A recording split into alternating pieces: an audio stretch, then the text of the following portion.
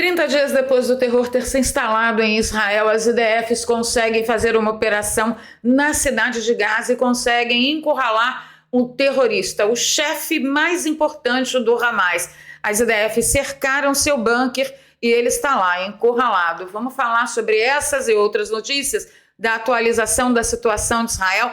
Tem inclusive o Ted Cruz, tá? Um deputado importante lá dos Estados Unidos denunciando supostas doações que o governo de Biden tenha oferecido ou feito para o Irã. Olha, só tem confusão. Nessa edição você também confere comigo a ética do exército israelense. Fica comigo até o final desse vídeo que você vai sair daqui muito bem informado. A gente vai comentar também sobre Flávio Dino, nosso ilustríssimo ministro da Justiça, exigindo que Portugal devolva o ouro que roubou do Brasil na época que o Brasil era uma colônia de Portugal. Vamos falar também de um policial que foi baleado nas manifestações que estão acontecendo em alguns pontos de São Paulo. Dizem as manchetes que são moradores revoltados porque já estão há 4 dias sem energia elétrica. Policial baleado, barricadas incendiárias. Isso não me parece uma manifestação de moradores. Se é que você me entende, você sabe muito bem que o modus operandi do morador, do cidadão comum, não é fazer esse tipo de confusão. Então, fica comigo que a gente achou quem é o responsável por essas manifestações violentas que acontecem agora em São Paulo. E amanhã tem uma audiência pública muito importante e eu quero comentar com vocês sobre isso. Então, vou pedir o seu like logo agora no início do vídeo, compartilhamento nas redes sociais e nos grupos de Telegram e Zap Zap, se você é novo por aqui. Se inscreva no canal, ative o sininho e assim você tenta, né, pelo menos, ajudar a gente a sair dessa bolha insuportável de Shadowban que a plataforma nos enfiou. Vamos começar falando de Israel. Hoje fazem exatamente 30 dias que o terror foi instalado em Israel e o André Lagest aqui dá referência, dá ênfase a alguns dos sequestrados que fazem 30 dias estão em poder dos terroristas do Hamas. 240 não caberiam aqui, então ele diz 30 dias que reféns israelenses estão sob custódia de brutais terroristas do Hamas. Então a gente precisa realmente focar no que é importante. Essas pessoas estão longe das suas famílias, eles não eram soldados, eles não eram combatentes, eles estavam desarmados, eles estavam dentro das suas casas, eram civis e eles foram levados, sequestrados, crianças e bebês, por terroristas do Hamas. E hoje faz 30 dias. E o IDF, as Forças de Defesa de Israel, estão trabalhando como nunca. E eu sinto gosto de olhar assim e ver a organização, a estratégia e, acima de qualquer coisa, a ética das Forças de Defesa de Israel. Fica comigo que você vai entender já já.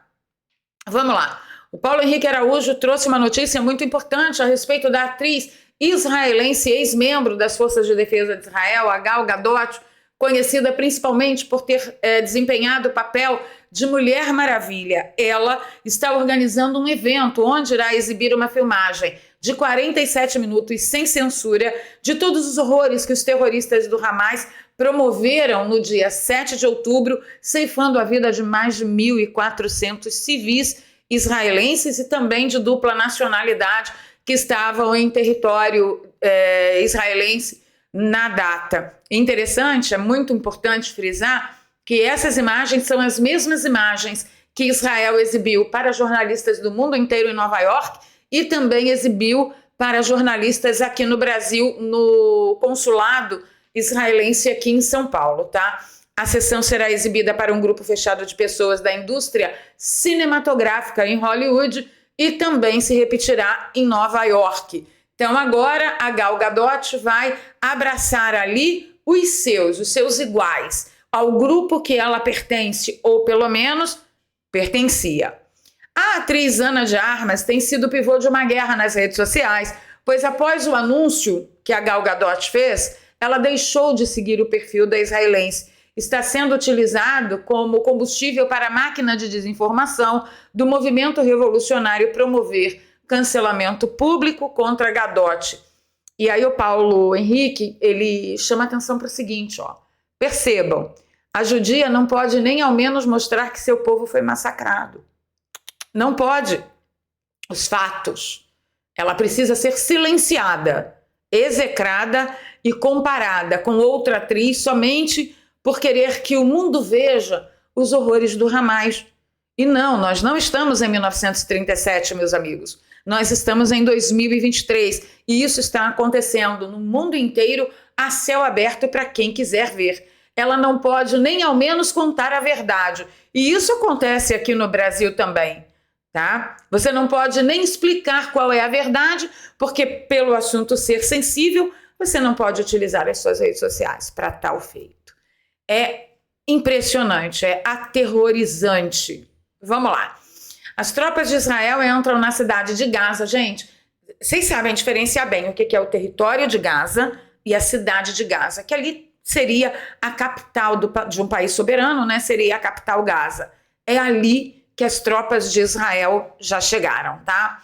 Então, eles entraram na cidade e isolaram o líder do Hamas, pelo menos o líder, o maioral, que está em território de Gaza. Ok? Yoav Gallant, que comanda a pasta da defesa, afirmou também que nem Israel nem Hamas governarão a faixa de Gaza após a guerra.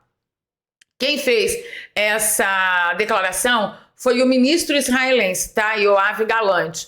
Mas eu tenho aqui uma atualização do Tarcísio Moraes que diz, Yaron Finkelman anunciou nesta terça-feira que o exército está lutando contra o Hamas no centro da cidade de Gaza. Abro aspas para ele. Pela primeira vez em décadas recentes, o IDF está combatendo profundamente no coração da cidade de Gaza, o centro do terrorismo. Porque, se você não sabe, Israel saiu literalmente de Gaza em 2005.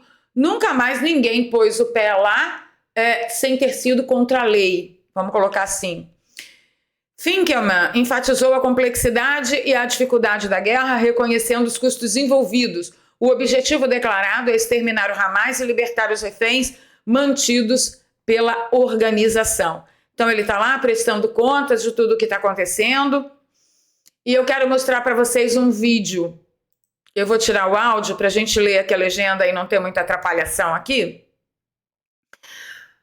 É uma operação das Forças de Defesa de Israel, tá? Então é o piloto da Força de Israel que está conversando com seu superior, com sua base pelo rádio, e olha só a conversa deles. Temos um alvo aqui no campo. Você tem permissão para disparar, diz a base. Aí a base pergunta, você está pronto? E o piloto que está sobrevoando a área diz, não estou pronto. Há muitas pessoas aqui, há muitos animais e pessoas aqui. Há muitas pessoas aqui, é um pai com crianças. É um pai e crianças brincando aqui. Muitas pessoas, muitas crianças, galinhas. Aí a base, que é o superior dele, diz, entendido, não atire. Olhe para ele. Bem observado, vamos deixar para lá. Isso aqui é o exército, tá? Aí ele fala ainda, tem um galinheiro aqui, ok? Há crianças aqui. Alguns adultos que estão conversando e brincando com elas.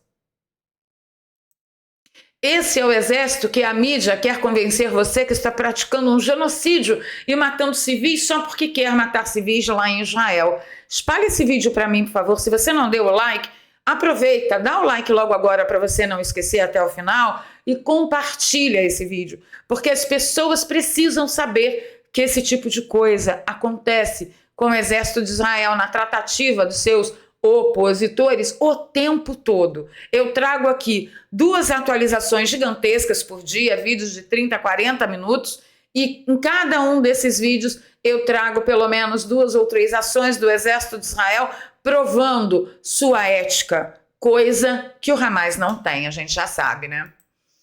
Vamos seguir aqui que eu vou mostrar para vocês uma iniciativa sensacional, olha só. O proprietário do Café Aron, em Manhattan, tem doado parte dos lucros para a equivalência israelense da Cruz Vermelha. Os funcionários da Upper East Side ficaram chateados e começaram a usar símbolos da Palestina em protesto antes de todos desistirem. Eles acabaram desistindo, né? Agora, muitos membros da comunidade judaica ou comunidade israelense apoiam o café e o café está assim, ó, fazendo filas na porta, filas que dobram o quarteirão, mas não antes dele ter conseguido resistir a protestos em apoio e favor da Palestina. Palestina. Vocês entendem muito bem, né, do que a gente está falando. Seguindo em frente, a CNN Brasil deu a notícia que o Guterres fez uma declaração reclamando de que 89 membros da ONU foram mortos desde o início da guerra de Israel. Esses 89 membros da ONU estariam em território de Gaza. E aí eu fui lá e consertei a manchete, né? A manchete correta seria: 89 terroristas que eram membros da ONU foram mortos desde o início da guerra. Eu acho que faz mais sentido assim. Outra menção que vale fazer é o post do Henrique, nosso querido amigo, que mostra, olha, um pessoal aqui em Toronto, tá? Mostra um pessoal depredando essa cafeteria aqui, que eu esqueci o nome agora no momento, né? Porque é um símbolo da América e tal, lá em Toronto. Aí o professor Henrique diz, ó, a esquerda abraçou o nazismo e defende abertamente perseguição e extermínio de judeus. E tudo isso acontece à luz do dia, com a conivência da extrema imprensa militante, que finge demência e esconde a realidade. A esquerda mundial defende, apoia e adora o nazismo, coisa que nós cansamos de avisar aqui, e nós reiteramos o aviso. Hoje, eles estão aí cheios das justificativas para fazerem apoiamento a nazismo. Extermínio de um povo é nazismo. Daqui a pouco, eles vão estar todo trabalhado na justificativa para exterminar o cristianismo. Não coloca a sua barba de molho, não, para você ver uma coisa. Deixa eu passar aqui para vocês. Olha, eu sigo o senador Ted Cruz, né? Eu disse deputado, mas ele é senador. Falha nossa. Ele fez uma importante denúncia, olha só. Quase 100 bilhões, é com B de bumbum, tá? B de bola. Quase 100 bilhões de dólares fluíram da Casa Branca de Biden para o Irã. O que vocês acham disso?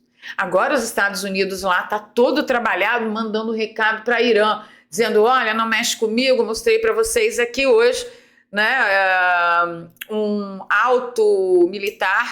alta patente militar americana que está fazendo ali as visitas para os países dos Emirados Árabes e fez uma entrevista hoje, uma declaração importante e deixou um recado para o Irã dizendo, não se metam conosco que nós não queremos nem nos meter com vocês. Mas aí a gente fica, né, estapafúrdio com uma denúncia dessa. 100 bilhões de dólares saíram da Casa Branca durante a pequena gestão de Biden e foram direto para o Irã. Para que serviria isso? Para acalmar os iranianos na sua corrida por enriquecimento de bomba nuclear? Ou teria sido outro tipo de negociação nos moldes daquelas negociações que a gente sabe que o filho de Biden tinha na Ucrânia? Deixa nos comentários para mim. Deixa aí. Vamos lá. Metrópolis diz que Dino reagiu à xenofobia de português acusando o brasileiro de invadir Portugal. Aí o Dino diz que isso é um direito à reciprocidade. Eu vou deixar a fala do Dino aqui. Agora está no vídeo, na internet, um vídeo muito atual de uma portuguesa xingando uma brasileira, vocês viram? Porca, vá para a sua terra, sua porca. Brasileira, você, eu sou portuguesa de raça. Eu sou portuguesa de raça. Você que é brasileira, vá para a sua terra. Estão invadindo Portugal, esta raça de cada puta. E ela diz assim no vídeo, vocês estão invadindo Portugal. Bom, se for isso, nós temos direito por reciprocidade, né? Porque em 1500 eles invadiram o Brasil, nós estamos tudo de acordo. E concordo até que eles repatriem todos os imigrantes que lá estão, devolvendo junto o ouro, de Ouro Preto, e aí fica tudo certo, a gente fica quite. Claro que a internet não perdoou, né? A vergonha alheia de se ter um ministro da Justiça ignorante como um jegue, falando ainda besteira, não ficando constrangido de falar tanta bobagem, né? A primeira coisa que a gente tem que estabelecer é que quando Portugal chegou aqui, não existia o Brasil como uma sociedade organizada, um país potente que poderia ter 4 vezes mais poder, mas os donos do mundo impedem, colocando esse tipo de jegue no poder, tá? Pois é, tudo né? Tem que começar de algum pontapé inicial. E aí o pontapé inicial é qual? Colocar asnos no poder. Aí a gente impede o crescimento do Brasil. Então a gente precisa lembrar que quando Portugal chegou aqui, eram os índios, as índias, seus filhinhos, arco e flecha, tacape, era isso que era o Brasil. E nem era Brasil, porque não tinha nome, não tinha esse nome, tá? Tem aí muito estudo dizendo que os sírios chegaram primeiro e também outros povos, mas enfim, qual é a história oficial? Vamos trabalhar na história oficial deles, que eles manipularam. Quando os portugueses chegaram aqui, o Brasil não era uma sociedade organizada, um país como nós vemos hoje, que é Portugal, por exemplo. E tem mais comentários. O Josias Teófilo mandou logo na cara: Portugal deveria devolver o ouro ao Brasil. E aí ele mostra as igrejas do Brasil colônia, todas trabalhadas no puro ouro. Todas. Olha isso, que riqueza, que magnífico. Era a época que o Brasil dava gosto de viver. Seguindo, o Felipe Hermes não deixou por menos. Ele diz o seguinte, olha, curiosidade inútil. O tal ouro que Portugal levou do Brasil em 300 anos é o equivalente ao que Brasília levou do pagador de impostos nos últimos 10 dias, considerando a cotação atual e não a conversão histórica. O motivo, claro, é que o ouro passa longe de ser escasso. De fato, a produção cresceu 2.000% nos últimos 2 séculos, graças ao avanço da tecnologia. Isso faz com que Portugal tenha levado do Brasil em 3 séculos o mesmo que o mundo produz em ouro a cada 15 dias. Em 2022, o mundo produziu 3.000 toneladas de ouro, ou seja, em números atuais, porque a invasão, suposta invasão de brasileiros a Portugal são em números atuais, então os mesmos números atuais, pontuando a produção de ouro, deixa o suposto ouro roubado por Portugal na época do Brasil colônia no chinelo. Aqui nesse post a gente descobre que nos últimos 10 dias nós fomos roubados o mesmo tanto em valores atuais do que o Portugal roubou do Brasil em 300 anos. Essa turma aí dos asnos no poder, eles só sabem fazer uma coisa bem, é roubar a população brasileira. E ainda tem a coragem de acusar Portugal de colonizadores. É impressionante. Vamos falar da manifestação que está acontecendo em São Paulo, pelo menos até o momento que eu entrei aqui para gravar o vídeo. A temperatura estava altíssima, estava quente, tá? Vou soltar esse vídeo aqui porque não é exclusivo da Record, mas eu vou tirar o áudio, como sempre, para a gente não ter problemas de direitos autorais, e vou mostrar para vocês o que está acontecendo. São vários pontos da cidade de São Paulo com esse tipo de manifestação aqui, ó. E quais são as manchetes? População revoltada por falta de energia elétrica faz manifestação em frente à ANEEL. Então, são vários pontos da cidade de São Paulo, tá? Tem outro vídeo aqui, ó. Moradores interditam via da Zona Sul de São Paulo após 4 dias sem energia. Moradores. Trecho da Raposo Tavares, em Cotia, também foi bloqueado. Aí tem mais aqui. Olha isso. Se você segue o nosso canal já há algum tempo, você vai bater o olho numa notícia como essa, numa foto como essa, e você já vai saber, amiguinho, que não tem nada a ver com morador isso aí. Morador não se manifesta assim. Não se manifesta assim. É ou não é? Vamos seguir aqui que tem mais vídeo. Vou cortar o áudio aqui e vamos ver. Morador, quando faz manifestação, ele pede autorização, avisa que vai fazer manifestação e não bloqueia. Aqui em frente à ANEEL. Quem foi a única mídia que falou a verdade? O mundo não gira, o mundo capota. Olha aqui, CNN. CNN trouxe hoje de manhã, hoje pela manhã ela disse, MTST protesta em frente à sede da ANEEL. Em São Paulo, 200 mil clientes da empresa continuam sem energia elétrica. Vejam, não confundam isso com proteção à ANEEL.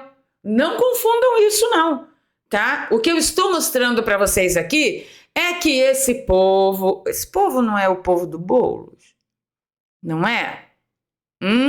Do MTST? Ou não? Então, pois é.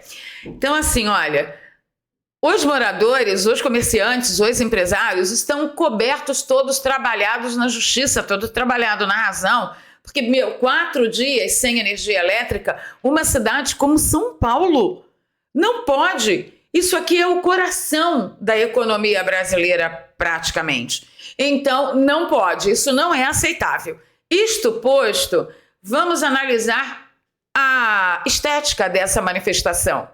A estética dessa manifestação já mostrou desde o início que não tem nada a ver com morador aquilo. Aquilo é um movimento organizado, revolucionário. Inclusive, teve um policial baleado nessa manifestação. Tem que correr atrás do agressor e saber se essa arma estava devidamente recadastrada lá com Flávio Dino. Mas isso é um outro assunto.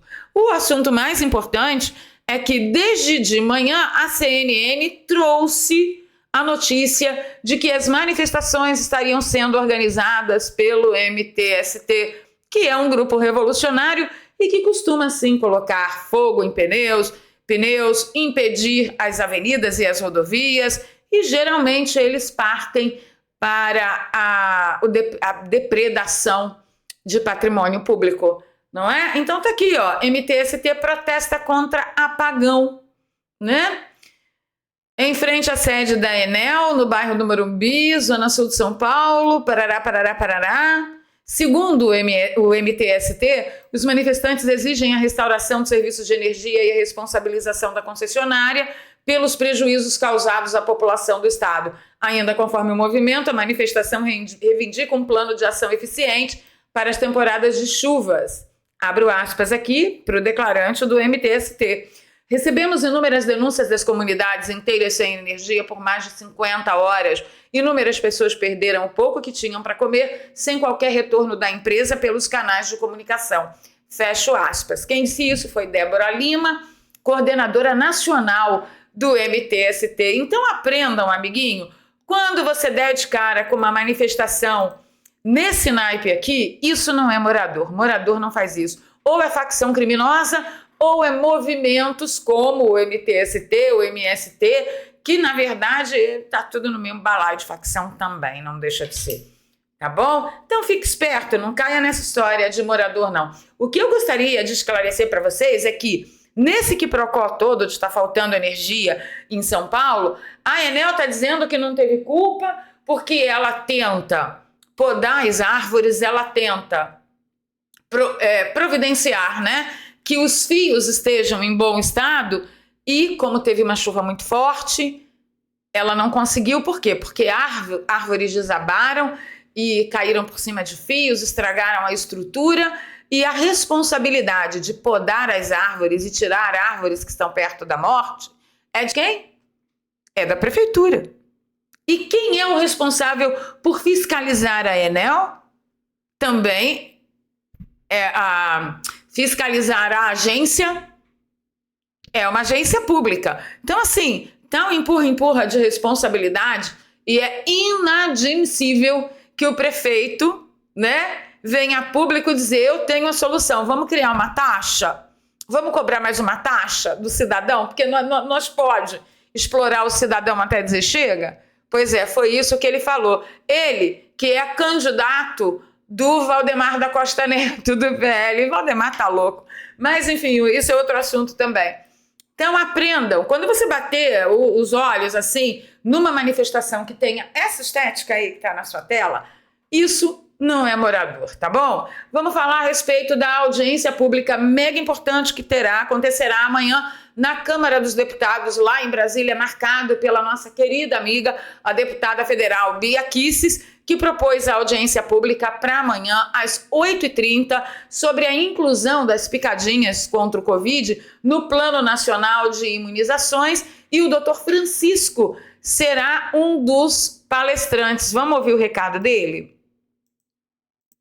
Olá pessoal, aqui é Francisco Cardoso, médico infectologista, para falar para vocês que eu fui convidado para participar de uma audiência pública na Câmara dos Deputados, dia 8, agora quarta-feira, 11h30 da manhã, para falar sobre a imunização do vírus da pandemia na faixa etária infantil de 6 meses a 5 anos.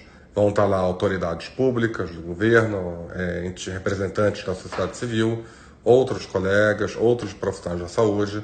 Vai ser uma audiência muito interessante e eu convido todos a participarem. Até lá, então, quarta-feira, eu vou participar via remoto, tá? Mas, de qualquer maneira, eu vou fazer minha presença lá. Conto com a expectativa e a participação de vocês na audiência e conto principalmente com a presença maciça de vocês lá no dia 8, assistindo no YouTube da Câmara dos Deputados a audiência pública, ok? Um abraço. Se depender de nós, vai ser uma das audiências mais vitoriosas dos últimos tempos. Pode contar com a gente. Então anote aí na sua agenda, brava gente, que amanhã você tem um compromisso a partir das 8h30 da manhã no canal da Câmara dos Deputados aqui no YouTube, tá bom? O doutor Francisco vai entrar às 11h30, mas a gente vai ter audiência a partir das 8h30 e eu venho logo às 15 horas para comentar os principais momentos, os momentos mais importantes. E o que eu gostei disso tudo é que vai haver a presença de autoridades que governam este país. Vai ter autoridade do Ministério da Saúde também? A socióloga, pelo menos uma expone da socióloga estará lá presente? Pelo amor de Deus, né? Pelo amor de Deus, Flávio Dino chegou a ameaçar do Zé Gotinha fazer uma visita na sua casa junto com a PF, caso você se negue a vacinar a sua criança. É o fim da picada, meus amigos, é o fim, entendeu? A gente tem que tentar reverter isso de qualquer maneira, fazendo o máximo, primeiro conscientizando a população, tá? Porque não tem PF para bater na casa de todo mundo, que quanto maior o número de conscientizados, mais trabalho a gente dá para PF do comunista obeso, né? Então é isso, vou ficando por aqui pedindo seu like, seu compartilhamento, se você gosta do meu trabalho.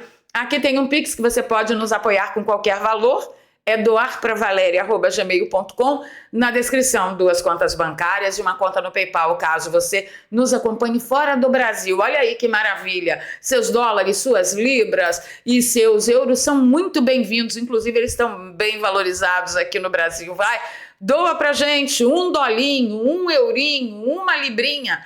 Vai lá, a gente está precisando bastante aqui neste país onde a inflação vai comer até nossos miolos. Vou ficando por aqui, um beijo no coração, encontro com vocês já já nos comentários e depois a gente se vê amanhã a partir das 15. Não tá fácil não. Orem por Israel.